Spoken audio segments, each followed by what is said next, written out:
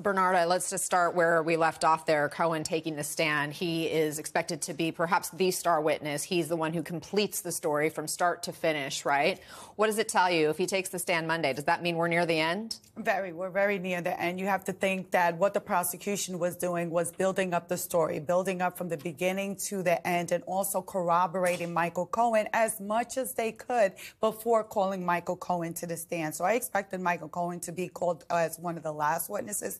I don't think he's going to be the exactly last witness, because you don't want to end with Michael Cohen, because we all know that he's very problematic. So they'll probably have a witness or two after Michael Cohen. But Michael Cohen, that's the person that we've been waiting for, and that's going to give us crucial testimony, crucial evidence, and connect that tie between the payments and Donald Trump and how that was actually arranged without having Alan Weisselberg having come to testify. Right, because Weisselberg was sort of the middleman as far as we've been told, based on witness testimony so far. And Sarah, Cohen's going to be taking the stand after we've heard over and over again prosecution talking to witnesses and already kind of getting out in front on the credibility issues. Then we've also heard the defense attorneys in their cross-examination attacking Cohen through, the current testimony we've already had. How does that impact his own testimony? So Michael Cohen's not going to know what happened in the courtroom, so his testimony is sort of independent from these witnesses in his head, right? But what the prosecution has done here is sort of laid this foundation, brick by brick, of corroborating Michael Cohen's testimony even before he takes the stand. He has a lot of baggage. There's no question about that. The defense team is going to have fun with this. There is a lot to do there on cross-examination, and so the prosecution just really wants to buttress him as much as possible before he testifies. And you said that he wouldn't know what's already come out in testimony. Is that because they were instructed to make sure witnesses aren't paying attention to the news? Yeah, that's right. I mean, essentially, it's important, really, that each witness in a criminal trial such as this is independent and they're not influenced by the testimony that happens before them. So they are isolated. They are not supposed to learn anything about the other witnesses at the trial. There are some,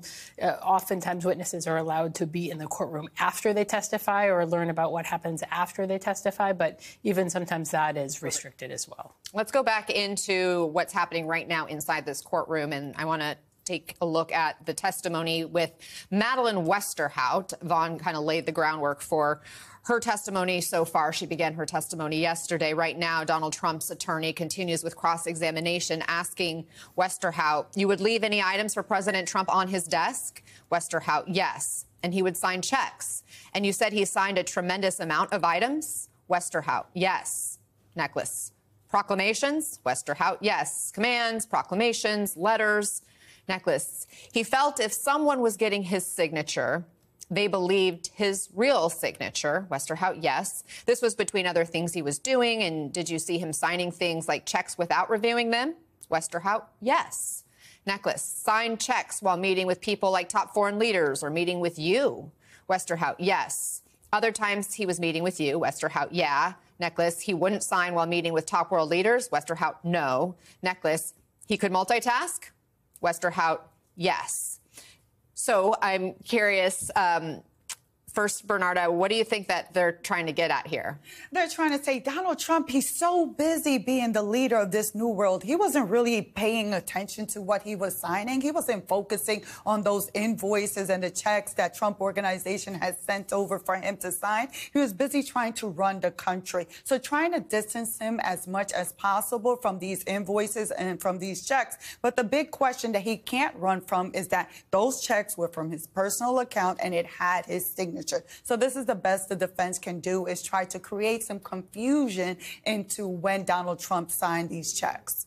I want to bring in veteran trial attorney Paul Henderson joining the conversation as well. So, Paul, as Westerhout continues her testimony, she follows Stormy Daniels, who was more confrontational on the stand with Donald Trump's attorney, and you could say vice versa, right? Donald Trump's attorney was more confrontational, certainly, with her than we're seeing with Madeleine Westerhout. Madeleine Westerhout is somebody who's been very friendly to Trump, right? She comes on, has expressed affection for Trump, called him a really good boss, talked about writing a book and how she wanted to make sure that his story was out there. She thought he had been treated unfairly in terms of the public eye. Is that what the prosecutors expected from her?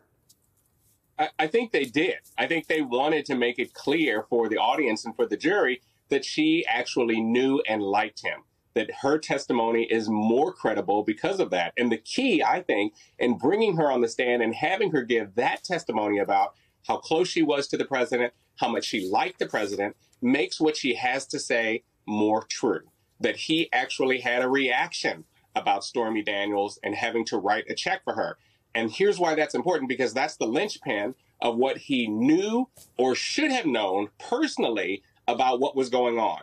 He's not going to be as easy. It's not going to be as easy for him to say, listen, I signed a lot of checks. I signed a lot of documents. I do multitask. I did pay attention to that check.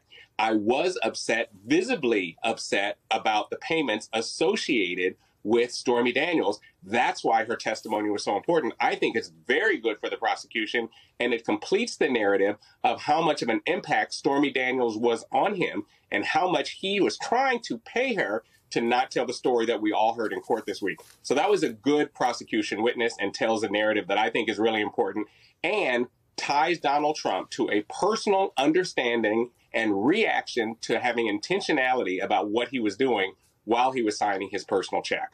But does she also help the defense in sort of being a character witness for Donald Trump in a sense?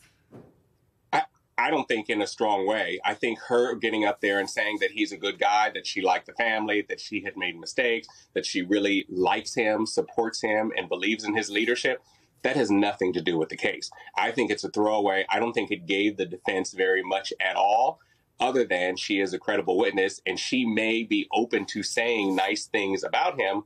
But the reality of it is the purpose of putting her on the stand in the first place is to show that she had intimate familiarity with the president, specifically about this transaction, and she can testify specifically that he knew, understood, and reacted to what he was doing, and that goes to his scienter, to his understanding about what he was doing, and that's a point for the prosecution. That's why they have her on immediately after Stormy Daniels and makes her a good witness for the prosecution.